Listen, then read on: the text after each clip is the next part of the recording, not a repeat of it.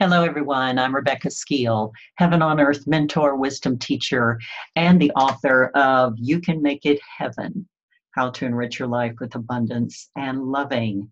And this is key number 5.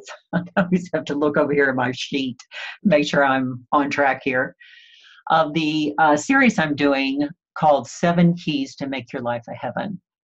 I hope you've enjoyed the series and been watching it. I invite you to go back and listen to the other keys, unless in case this is the first key you've stumbled upon. But it's a doozy. It's a good one. So I want to dive right in.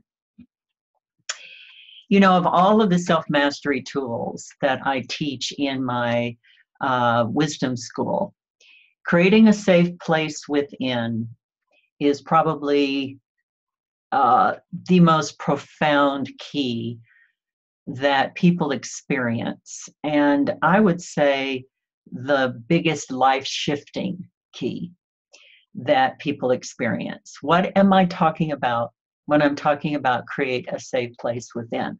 Well, what I'm talking about is compassion. Having compassion for ourselves, for all parts of ourselves. Those parts that we would really rather not know about or admit. Maybe we feel guilty about them. Maybe we feel some shame about them. Maybe we have been shamed because of certain parts of ourselves.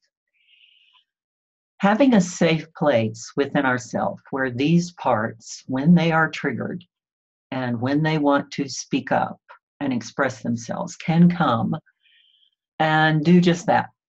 Express themselves no matter how they want to, and be accepted, be acknowledged, be heard with compassion, which means no judgment, no ridicule,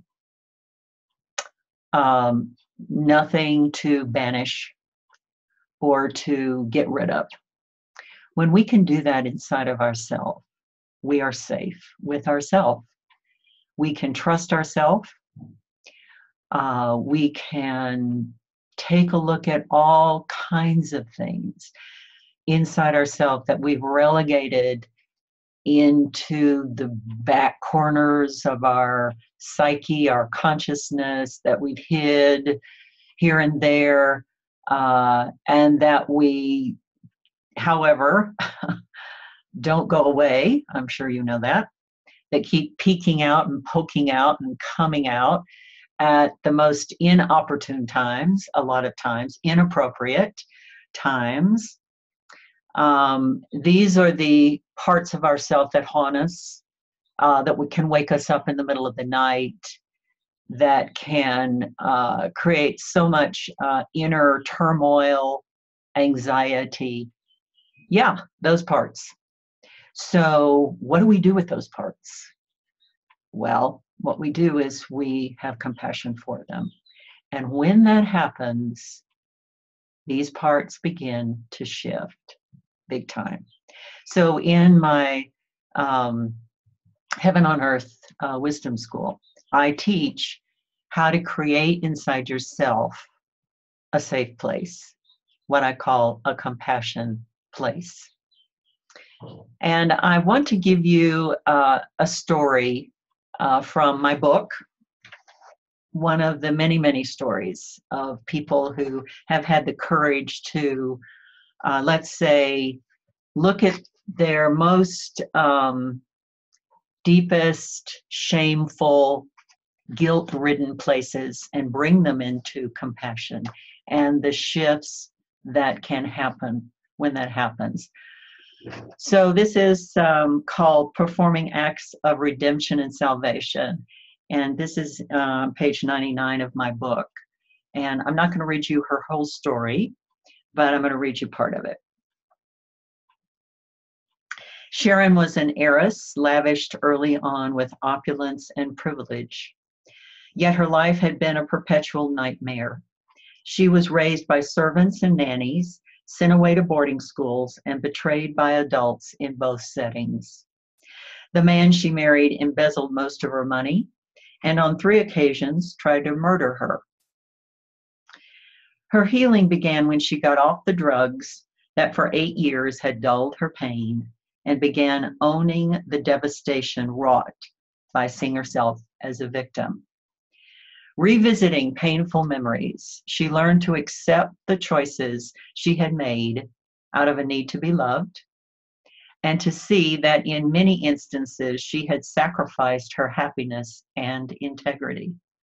Forgiving a barrage of judgments formed early on about her self-betrayal, she emerged from the dark clouds of self-blame and delighted in her first conscious experiences of loving herself. If you were lucky, loving herself. But despite her acceptance and forgiveness, Sharon still felt too damaged to move out of her victim story. Her only recourse was to embark on a relentless crusade of redemption and salvation. And I'd like to say that those words may sound a bit religiosity to you, and yet that is what we do for ourselves. We redeem ourselves into our original value, and we save ourselves. And we do that with compassion. She goes on, I go on to write, she began by exploring her innermost regrets and steeping them in compassion, while lovingly nurturing her remorse about letting hurtful people into her life. She felt saved from the ravages of the world and protected and secure for the first time ever. She also retrieved parts of herself she had rejected long before out of repulsion. Piece by piece, she brought these cast-off shards of herself back home, nourishing them too with love. And like the prodigal daughter returning home, destitute yet celebrated, Sharon soon gleamed with the light of wholeness and inner strength, grateful for the guiding hand of grace in orchestrating her grand reunion. This is just one story of many of people that I have worked with, and also in my own life, of knowing the benefits of creating a safe place within, a place of compassion, so that we can come home to ourselves, that we can trust ourselves, that we can feel safe, maybe for the first time ever. So this is key number 5, creating a safe place within, all about compassion. So the next key I'm going to talk about is, put my glasses back on. Unmasking fear, another big key. Until next time, bye for now.